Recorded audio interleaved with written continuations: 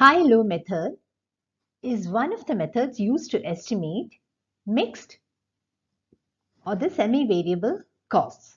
Mixed costs or the semi-variable costs are the costs which have both the fixed and the variable elements in them. For example, the taxi fare, where initial a particular amount is fixed, and then as you travel longer, your total cost goes on increasing. So that is known as a mixed cost.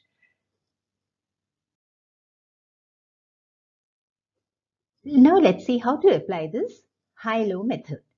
First step is to find the variable part of the mixed cost by the following formula. Variable cost per unit is equal to cost at the highest activity level minus cost at the lowest activity level.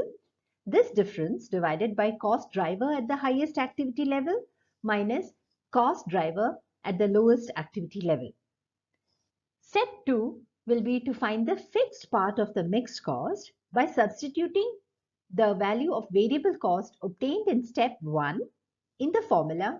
Total cost is equal to fixed cost plus variable cost per unit into number of units.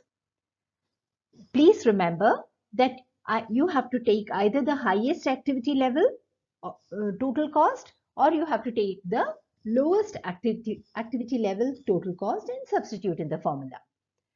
I hope you understood this. We'll be doing one example related to this that will make things more clear to you. In this example, if you see, month-wise they've given the machine hours that have been used and the total cost. Now, in February, the machine hours used is 800, which is the highest activity level, and the total cost for that is 1,700. And in April, the machine hours used up is 400 hours, and the total cost for that is 950, which is the lowest activity level.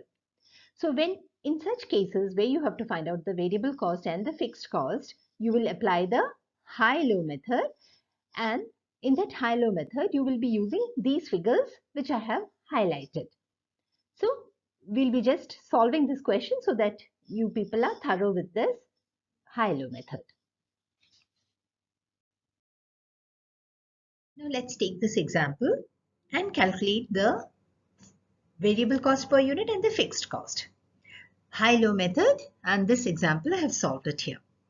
In order to find the variable cost per unit, which is the first step, we take the highest activity level, which is 1,700 minus 950, which is the lowest activity level cost, divided by the highest activity level, which is 800 machine hours, minus 400. Please remember, first you have to subtract and then only you should divide them.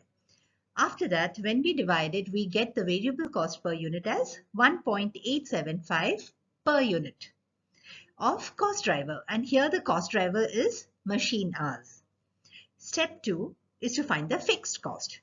Now we know that total cost is equal to fixed cost plus variable cost per unit into the activity level. And here we got the variable cost per unit from step 1. Now either you take the highest activity level, which is 1,700 cost and 800 machine hours, or you can take the lowest activity level also. But in this example, I have taken the highest activity level. So I have 1,700 is equal to fixed cost plus 1.875 into 800. From this, we get the fixed cost as $200. So with this method, we have found out the variable cost per unit, the fixed cost. Now, keeping these figures in our hands, we can find the total cost at any level of activity. That is the beauty of this method. Let's find total cost at 600 units of machine hours. So here you will do total cost is equal to $200 is the fixed cost, which remains the same irrespective of the level of activity, plus 600 into 1.75. So you will get it as $1,325.